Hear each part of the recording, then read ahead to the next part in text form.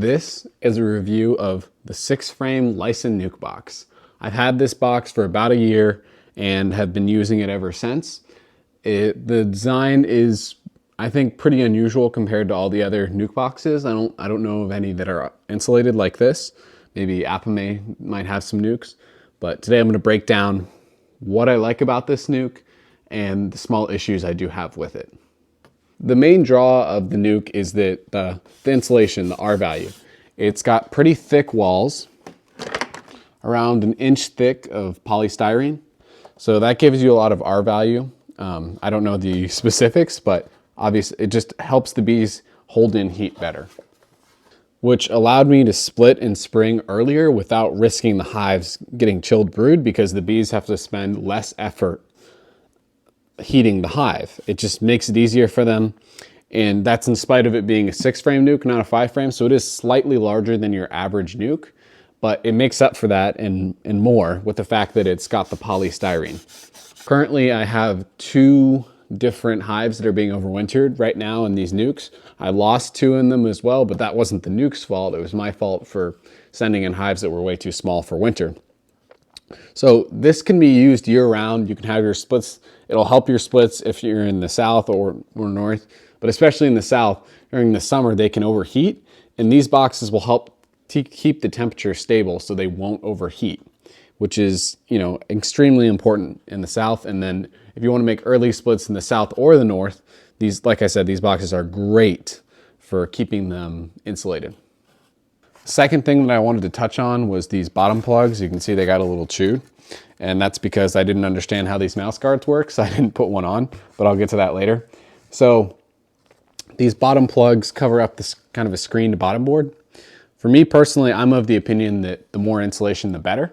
And so I'm not going to take these plugs in and out, even though you could, it could help with not making them overheat when you're moving them. But overall, I don't want to mess with them. They're annoying and they kind of fall out. If you try to put them on the underside of the screen, they fall right out. So my plan is I'm going to glue them into the box so I don't have to deal with them falling out and futzing with putting them back in. So that is one modification I would make if I was building these, is I would just put these, not have the screen on the bottom, but some people think that more airflow is better. So, that's probably why they do it. But for me, I'm going to glue these in here, and that'll make it so they won't ever fall out and I won't have to deal with putting them back in, because it can get very annoying at times. The mechanics of the box are to use these latches because it's really light to keep them on. So these latches hook over here and then you pull this down. So that should help with the, blowing away any wind issue. You don't need to weight it down with rocks or anything. The system overall works pretty well, but it gets kind of annoying because if you take off the feeder and on the feeder, then you have to adjust the latch, which may not seem like a big deal, but I don't know. For me, it got annoying pretty quickly. So for me, in the future, I'm just gonna keep the feeders on year round, even in wintertime. I don't see that causing any issues. Let me know in the comments if you have experience with that causing issues in the hive, but one of them right now is overwintering with the feeder on, so I don't really see any reason not to have the feeder on year round, because then you won't have to adjust these latches. So you just spin them right or left to loosen or tighten how much slack you need on the top. So to speak to the actual, hive body and how it works with the frames, the only issue I have is when you're trying to get out the first frame in a hive that has all 6 are drawn, it doesn't matter if there are a couple on the outside that are undrawn, but once they're all drawn and kind of fat after, honey going into the fall, it's really hard to get the outside frame out, which is normal for, many normal Langstroth boxes. But the difference I found with these nucleus colonies was that I didn't want to pry against this polystyrene, because although it's hard, it's not, as hard as metal. So when you're prying on it with a hive tool, you can damage the sides. So that is one disadvantage to the polystyrene, is that it can be kind of beat up by your hive tool if you're prying against it. The solution is to generally pry against these 2 frames, but it's still kind of harder to get the frame out than if you just had a normal box where you could pry against the wood. So that is one downside to using these polystyrene nukes. I also had some issues with this feeder. So these pop in. Oh, well, I just broke it. Whoops. These are supposed to pop into these holes, but some of them are really, really tough to push in. And so the feeder won't go all the way in. And if the feeder doesn't go 100% down, the bees can come up and drown in the feeder. So what happened was I thought I had it pressed all the way down, but there was enough space for the bees to come up. And so what ended up happening was a ton of the bees drowned in the feeder. Eventually I really hit it super hard and it finally locked into place so the bees can't get in. But here's another issue. As you just saw when I pulled that out, the second part of the plug didn't come out. I don't think it's going to be a huge deal, but that just goes to show you they're a little fragile, and you'll need to slowly pry on it to make sure I don't break it next time. So the feeders are okay. Not ideal because this is only 3/4 of a gallon. It's not even 1 full gallon of feed. So, ideally it'd be a little bigger, but overall it worked okay. Some of the hives were able to get enough sugar water in the fall when I was feeding them to make it through the winter. Some of them were low on food. That was mostly my fault, not the feeders, but ideally, they'd be a little bit bigger. The other part to mention about the feeders is, as you can see, I scraped the comb because I wanted to melt it down. Well, they do put wax on the bottom, and that doesn't really hurt anything, but it does have a small downside in that if the bees are putting burr comb up here, then they're not putting it on your frames, the wax. So ideally you would not have any space up here for them to make comb. And they were also putting comb in these channels where they go up to use the feeder. They walk up there, then the feeder level, the sugar water seeps up through these gaps up, and then the bees come down to it.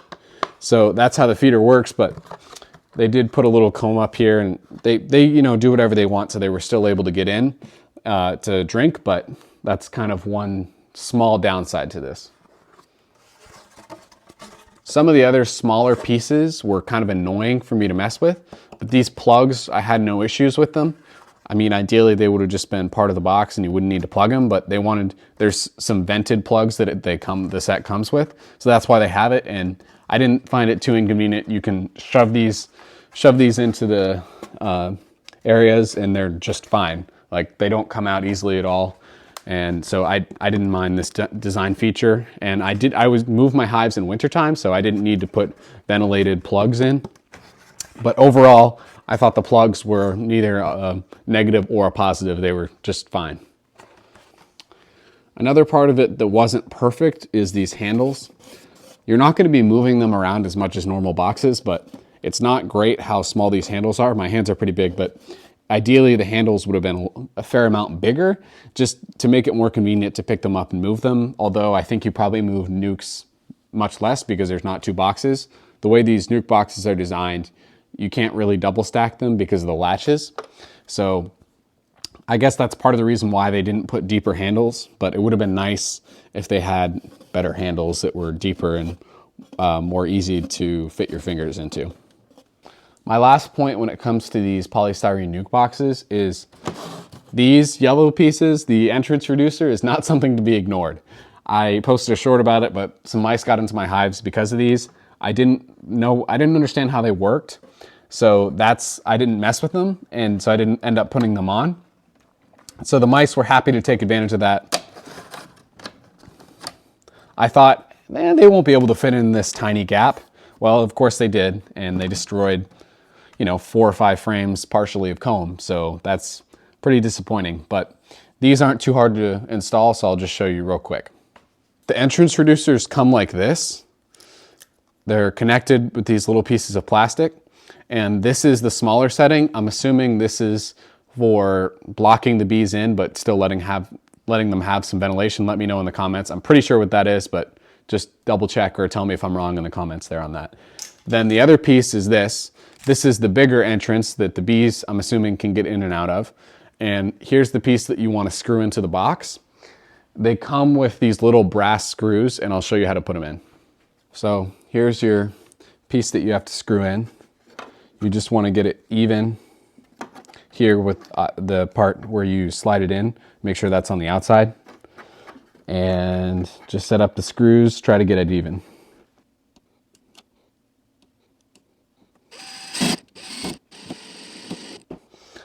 So just like that, and do the second screw.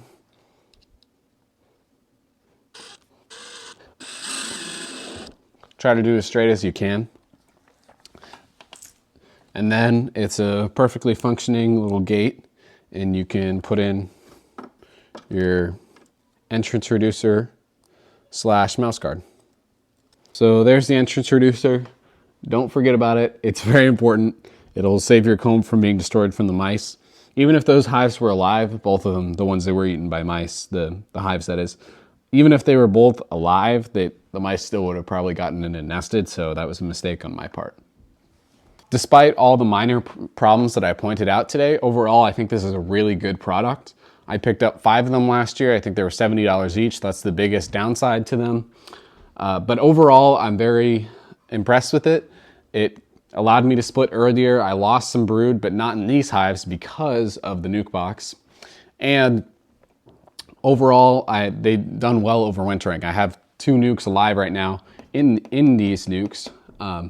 And it's almost March, so they're pretty likely to make it. And I think part of that is due to the insulation from these nuke boxes. So I think in that regard, they're totally worth it. As I said, I'm gonna be buying more this year. And when I think about these nuke boxes, the most important attribute is that they're good year round. You can use them 12 months of the year. They're great for early splits, like I said. They're also good all summer long to keep your hives cool. May not be as big of a deal in the north, but in the south, I think these would be great for keeping your hives cool during the summer because of their insulation. And, you know, I'm overwintering hives and I plan to overwinter them in the future. You could use these as a queen mating nuke. There's so many options. It's a really versatile tool, so I would highly recommend them. Like I said, biggest issue is the money, but if this lasts for 10 to 20 years, it'll be totally worth the, you know, $3.50 to $7 per year that you're paying for it. So overall, pretty impressed with the product despite the small issues. And it can be kind of challenging to build, and mine didn't come with any directions. So check out this video above where I build the hive, and it just explains each step of the process to make it easy for you.